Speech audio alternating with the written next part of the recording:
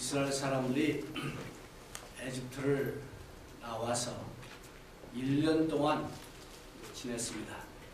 그 1년 동안 여러 가지 사건이 있었습니다만 그 중에서도 하나님의 명령대로 그 장막 성전을 건축했습니다. 그 장막 성전을 다 지어놓고 하나님의 명령에 따라서 그 장막 성전에 있는 모든 성물들을 다 성결케 하고, 그래서 2년째 되는 첫째 날에 그 성결한 의식을 다 행하고 제사장들을 다 임명하고 옷도 입히고, 그 다음에 그 첫째 날에 6월절에 대한 또 규례를 다시 선포하고, 그래서 이스라엘 사람들이 이제 장막 성전을 다 지어놓고 그 뒤로부터 40년 동안 살아가는 그 모습을 집약해서 기록한 내용이 오늘 읽은 본문 말씀입니다.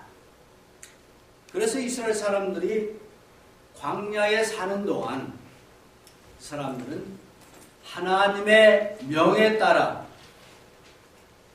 움직였고, 하나님의 명에 따라 머물렀고, 하나님의 명에 따라 움직였던 그런 내용들을 기록하고 있습니다. 저는 이 말씀을 읽으면서 구름 따라 살아가는 인생, 그 생각이 떠올랐어요. 하나님이 상당히 시적입니다. 그 많은 거 있는데 구름을 이렇게 구름 기둥으로 해놓으시고 그걸 가지고 이스라엘 사람들을 쭉 인도하신 그런 모습이 여기 자세히 나옵니다. 우리 다 같이 9장 15절 16절 같이 읽어보겠습니다. 성막을 세운 날에 구름이 성막 곧 증거막을 덮었고, 저녁이 되면 성막 위에 불 모양 같은 것이 나타나서 아침까지 이르렀으되 항상 그리하여 낮에는 구름이 그것을 덮었고 밤이면 불 모양이 있었는데, 그래서 이 말씀을 통해서 저는 세 가지 중요한 교훈을 생각해 봤습니다. 첫 번째는 뭐냐? 이스라엘 사람들이 살아가는데 첫 번째는 항상 하나님이 함께 계시는 삶을 살았다. 그런 겁니다. 조금 전에 읽은 말씀처럼 이제 장막 성전을 가운데 지어놓고 하나님은 아주 조직적입니다.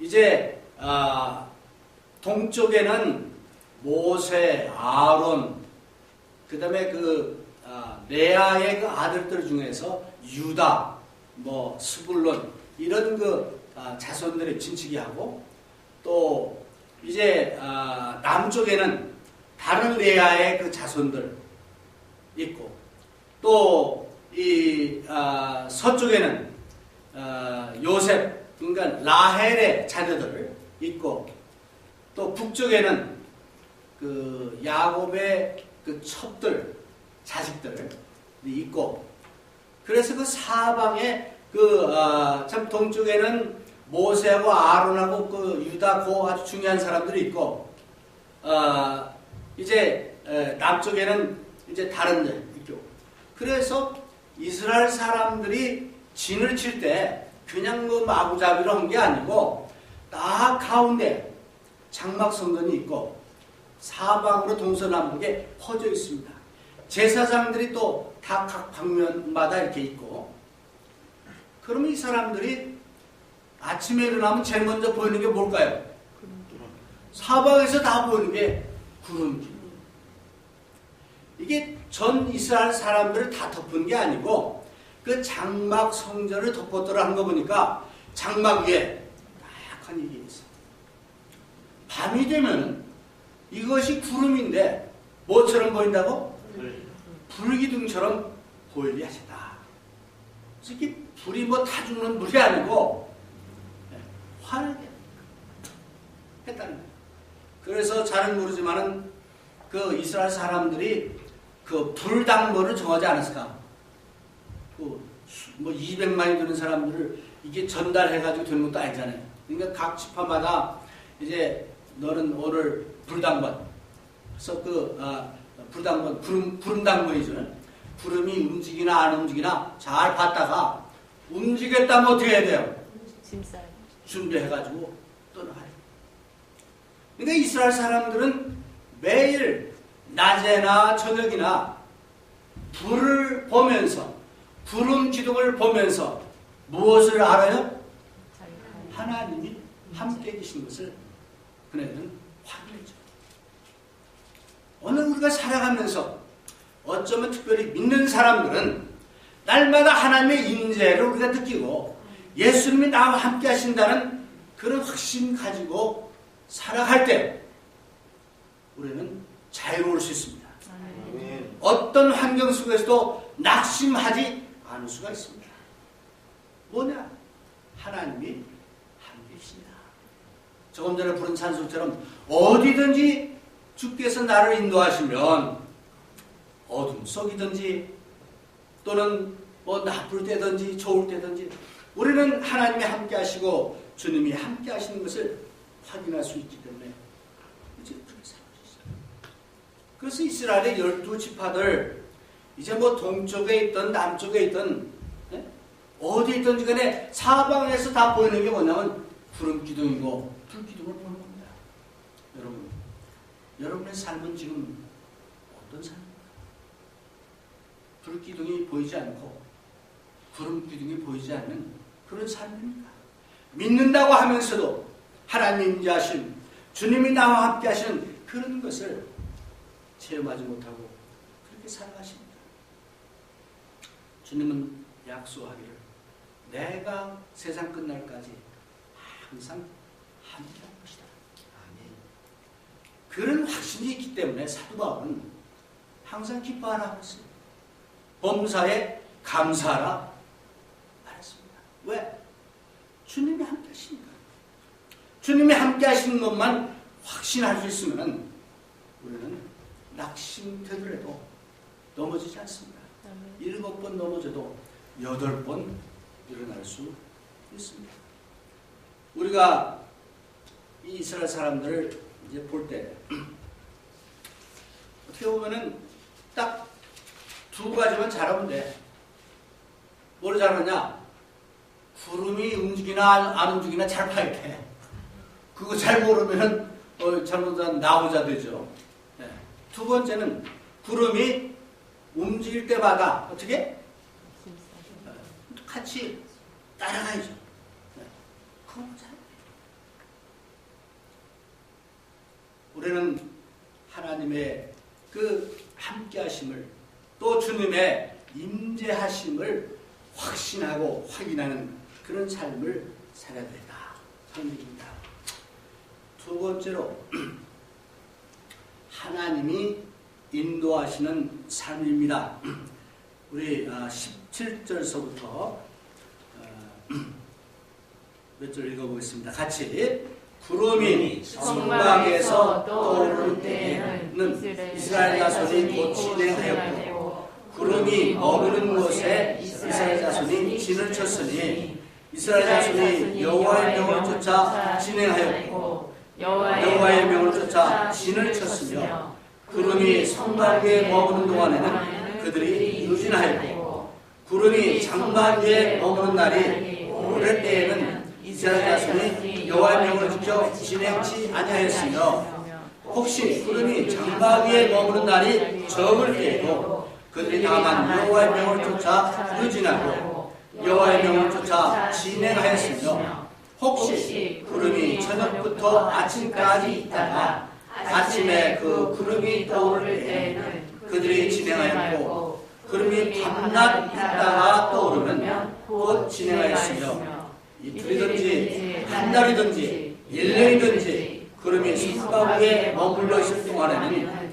이스라엘 자손이 유진하고 진행치 아니하다가 떠오르면 진행하였으니 곧 그들이 여호와의 명을 쫓아 진을 치며 여호와의 명을 따라 진행하고 여호와 전하인 여호와의 명을 따라 여호와의 지킴을 지켰다. 참 이네들의 그 삶의 모습을 보면은 항상 뭐에 따라서 움직였어요? 여기 13절에서 23절까지 여호와의 명이라는 말이 8번이 나옵니다. 여호와의 명에 따라 진행하고 여호와의 명에 따라 머물고 여호와의 명에 따라 움직였다. 그래서 여호와의 명에 대한 여러 가지 이런 것들이 이제 계속 나옵니다. 이제 저는 그 이네들의 그 삶의 모습을 보면서 한번 상상해봤어요. 이 이스라엘 사람들이, 여러분 이사하는 거 좋아하는 사람 있어요? 저는 이사를 하도 많이 해가지고 이사하면은 그냥 이사 말만 나와도 스트레스. 처음 뉴욕에서 목회할 때 그때는 이민 오는 사람들이, 새로 오는 사람이 많으니까 이사했다면 이제 가야 하는 거예요. 그러면 뭐 그냥 이게 뭐 보통 힘든 게 아니에요. 또 본인들도 이사하려면 뭐 보따리 싸야죠, 정리해야죠, 뭐 등등. 보통 그렇게 아픈 게 아니에요. 이스라엘 사람들도 이제 그냥 움직이면 되는 게 아니에요. 네. 특별히 장막 성전을 책임진 사람들은 책임이 무거워. 그 같은 레위 족속이라도 이 텐트를 움직이는 사람은 그때 소에다 싣고 다니는데, 근데 고핫 자손은 등에다 짊어지고 다녀야 돼. 그것도 하나님이 또 그렇게 따로따로 했더라고요. 그럼 이 사람들은 한번 장막을 뜯었다가 하려면은 그 안에는 마음대로 못 들어가요. 그는 아론의 자손, 제사장들만 만질 수 있어요. 잘못 그 건드렸다가는 즉사, 즉결 심판에 넘어가니까 마음대로 이제 만지지도 못하는데, 이거 다 해놓으면은 그걸 등에다 지고 옮겨야죠. 또는 뭐 다른 거 레이즈파들 해야죠.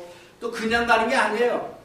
그 움직일 때는 그 순서에 따라서 제일 먼저 동쪽에 있던 그 지파들이 가고, 그 다음에 뭐 또 남쪽에 있던 사람들이 그 다음에 가고, 그 다음에 또 그 장막 성전이 가고, 뭐 그 다음에 뒤에는 누가 가고, 이게 다 있어요.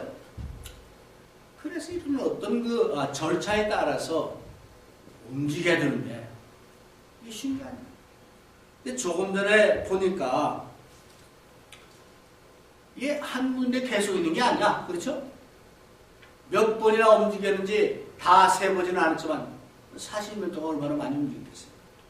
어떤 때는 1년, 어떤 때는 한 달, 어떤 때는 이틀, 어떤 때는 짧게는 하루 겨우 이제 가가지고 장막 다 해놓고 텐트 쳐놓고 이제 좀 쉬어야지 하는데 구름이 그럼 후닥닥 다시 또 해가지고 가야잖아요.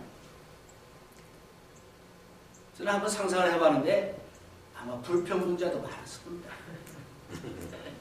그래가지고 모세한테 아니 우리 여기 얼마나 있을 거예요? 모세 대답이 I don't know. 각 지파마다 또 책임자가 있을 거 아니에요. 우리 여기서 얼마나 있다가 갈 거예요? 몰라. 그 아이들은 또 부모한테 자꾸 물을 거 아니에요. 엄마, 아빠, 이번에는 얼마나 있을 거야? 몰라. I don't know. 구름이 떠나가면 가고 머물면 머문다. 이게 40년 동안 그렇게 지내온 거예요. 그리고 이제 그 민수기서 이렇게 쭉 보면은 뭐 33장 이런 데 보면은 이스라엘 사람들이 움직이는 어디로 갔고 뭐 이게 나오는데 항상 나쁜 곳만 간 건 아니에요. 이제 마라라는 데를 갔다가 거기서 그 다음에 간 데는 그 엘림이라는 곳을 가는데 엘림에 가니까 샘이 오아시스가 10개나 있어. 야자나무가 70그루나 있어. 그러니까 사막에서 오아시스 만나면 얼마나 좋겠어요. 신난다. 예? 그래가지고 아마 굉장히 엔조이를 했겠죠. 근데 성경에 얼마나 오래 있다는 얘기는 없는데 나 같으면 또 이스라엘 사람들 같으면은 오래오래 있고 싶을 거 아니에요. 그 좋은 데서 물 맑고 시원하고 좋은 데서 어떻게 구름이 또 떠나는 거예요? 어떻게 가야죠. 가는 겁니다.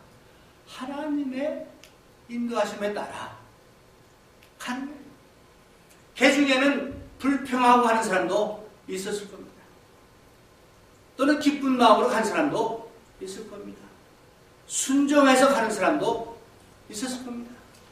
어쩌면 오늘 우리의 삶도 그게 아닌가 싶어요. 우리가 믿음으로 살아간다. 주님과 함께 동행하는 삶을 산다. 할 때는 이왕이면 기쁘게 순종하고 가야 하는데 계속 컴플레인하고 불평하고 왜 나한테만 이러냐, 왜 여기 좀 더 오래 있으면 좋겠는데 엘림에 오래 있으면 좋겠는데 그런 사람도 있을 거죠. 그러나 하나님은 하나님의 뜻에 따라서 하나님의 칼렌더에 따라서 구름이 움직입니다. 그 좋았던 오아시스 엘림을 떠나서 그 다음에 어디로 갔냐 보니까 그 홍해와 레드시. 저는 홍해를 직접 가보지는 않았지만 우리 장모님 말 들으니까 엄청 좋대요. 물이 그냥 그렇게 파랗고 맑고 물고기가 이렇게 많고 너무 좋대요. 그 이스라엘 사람들 얼마나 좋겠어요. 가고 뭐 그냥 야 정말 멋있는 바다다. 그냥 아마 좋아했겠죠. 엘림 잘 떠나갔다. 아마 그랬을 거예요. 그래서 좀 엔조이 좀 하려고 하는데 얼마나 오래 있다는 얘기는 없어. 엔조이 좀 하려고 했는데 구름이 또 떠나는 거예요. 네. 또 그 다음에 보니까 신광야로 갔다 나왔어요. 광야는 뭐냐면 사막이에요. 여러분들 사막을 뭐 보셨는지 모르겠지만 그 미국도 아리조나나 뉴멕시코 뭐 이런 데 가면 그 캘리포니아 데드밸리 같은데 그 사막이 있어요. 너무 상막하고 물도 없고 뭐 그렇습니다. 그 마음에 하나님도 무심하시지 그 좋은 엘림이나 이 레드시 이 홍해를 놔두고 또 왜 여기로 우리를 끌고 왔습니까? 모세에게 물어봤겠죠. 족장들에게 물어봤겠죠. 모세가 대답이 I don't know. 하나님의 뜻에 따라 하나님의 인도하심에 따라 움직인다. 그래서 특별히 우리 믿는 사람들 어떤 우리의 참 자세가 뭐냐? 어디든지 주께서 나를 인도하시면 언제든지 구름이 움직이면 하나님의 뜻대로 살겠습니다. 그런 자세만 가지면 되는데 여기 잘 안 가지죠. 근데 여러분 세례 받을 때 나는 예수님을 주님으로 섬기겠습니다 라고 고백하는 것은 바로 그런 삶을 살겠다는 약속이에요. 또 그런 약속을 해놓고 왜 하나님 또 이렇게 빨리 갑니까? 왜 또 떠나야 됩니까? 그런 퀘션이 사실은 필요 없습니다. 믿음의 삶은 하나님과 동행하는 삶은 하나님의 인도하심에 따라 하나님의 명령하심에 따라 움직이고 또 순종하는 그런 삶입니다. 근데 그렇게 살면은 어떻게 보면은 평화스러운 삶이에요. 이스라엘 사람들이 40년 동안 이런 그 삶을 살면서 이제 개중에는 하나님 뜻을 어기는 뭐 그런 사람도 많이 있어요. 사도행전 17장에 보면 이런 말이 있습니다. 사도 바울이 그 아덴이라는 도시를 갔더니 그 아덴에 있는 사는 사람들은 상당히 철학적이고 종교적이고 그래가지고 바울이 이렇게 돌아다니다 보니까 알지 못하는 신에게라는 구호가 있어요. 얼마나 신심이 강했으면은 알지 못하는 신한테 예배를 하는 뭐 이런 것이 있는 거예요. 그래서 그 아덴에 가면 지금도 있습니다만 아레오바구라는 데가 있어요. 거기는 이 광장인데 조금 언덕같이 되어 있는데 사람들이 모여가지고 철학을 논하고 인생을 논하고 뭐 하는 데입니다. 거기 바울이 가가지고 이제 그 사람들을 향해서 전도하는 거예요. 전도하는 그 설교 내용 중에 이런 게 있습니다. 우주와 그 가운데 있는 만유를 지으신 신께서는 천지의 주제시니 손으로 지은 전에 계시지 아니하시고 또 무엇이 부족한 것처럼 사람의 손으로 섬김을 받으시는 것이 아니니 이는 만민에게 생명과 호흡과 만물을 친히 주시는 자이십니다. 인류의 모든 족속을 한 혈통으로 만드사 온 땅에 거하게 하시고 저희의 연대를 정하시며 거주의 경계를 하나셨으니 즉 하나님께서 언제 어디서 살 것을 정하시고 하나님께서 우리의 운명을 결정해 주신다 그런 얘기예요. 네. 어떻게 보면 우리 믿는 사람들 우리의 인생은 하나님의 손에 달려 있습니다. 그렇죠? 근데 때로는 그게 이해가 안 될 때 있어요. 우리 생각에는 그 좋은 조건에서 오래 좀 놔두시면 좋을 텐데 그러다가 좀 40년 채우고 가나안 땅으로 인도하시면 얼마나 좋겠어요. 근데 거기서 또 광야를 또 긁고 가시고 이건 뭐 하나님의 뜻이다. 그래서 하나님의 인도하심에 따라 살아가는 그런 삶을 이스라엘 사람들이 살았습니다. 여러분은 어떻습니까? 때로는 주님 뜻대로 살겠습니다 라고 찬양 드리고 또 그렇게 말하면서도 주님 뜻보다는 내 뜻대로 살겠습니다. 아마 그 이스라엘 백성들 중에 구름이 움직일 때 나는 죽어도 못 가. 피곤해 죽겠어. That's enough. 그리고 안 따라가면 그 사람 어떻게 돼요? 죽어? 혼자 떨어져 죽어. 하나님의 뜻대로 살아갈 때 하나님이 거기 계시기 때문에 그게 행복한 것이지 하나님이 없는 그곳 우리가 아무리 볼 때 여긴 정말 파라다이스다.